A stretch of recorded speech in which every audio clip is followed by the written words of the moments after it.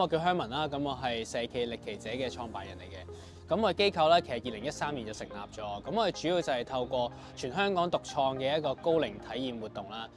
令到參加者可以穿上咗你嘅體驗衣，變成咗一個80歲長者，從而咧希望佢哋可以建立到對長者嘅同理心同埋一啲相處技巧。咁我記得一開始咧，我自己出嚟帶嘅時候咧，成日都俾啲參加者去質疑啊，就係喂，香文你咁後生，你憑咩話幫你聽長者有啲咩需要啊咁樣？咁我覺得好認同過其實，即係佢呢個批評係啱嘅。咁所以就啟發到我咧，就開始聘用一啲長者啦，加入我哋嘅導師。咁另外啦，我哋發現長者嘅工作態度都好好啦，包括會好準時啦，好着緊份工作啦，同埋對待一啲參加者，尤其係年青人咧，佢哋都好和藹可親啊，好有耐性啊。我哋覺得佢哋最重要係佢哋嘅智慧啦、人生經歷啦，同埋有一種即係同人相處嗰種態度，呢啲先係我哋所 value。咁我哋目前咧，我哋有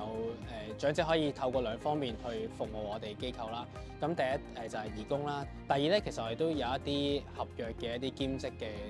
導師嘅崗位咧係 offer 咗出嚟。兼職嘅工作咧亦都係希望可以做到長者友善啦，所以會好彈性嘅，包括係工作地點啦、一啲時間上面啦，或者個安排上面，我哋都會因應長者佢身體嘅狀況咧而分配唔同嘅工作啦。係我哋成日話年青人先係社會嘅棟梁啦，但我覺得新中年期退休之後都有一個所謂進修嘅概念，就係佢會重新再發掘多啲興趣，或者佢會發掘一啲佢之前未試過一啲潛能，然之後呢啲潛能係會更加重投社會嘅。即係如果我哋有呢個概念嘅話，其實人口老化就一啲都唔可怕。咁所以我覺得佢哋係一啲未被發掘嘅棟梁，就同年青人一樣咁珍貴。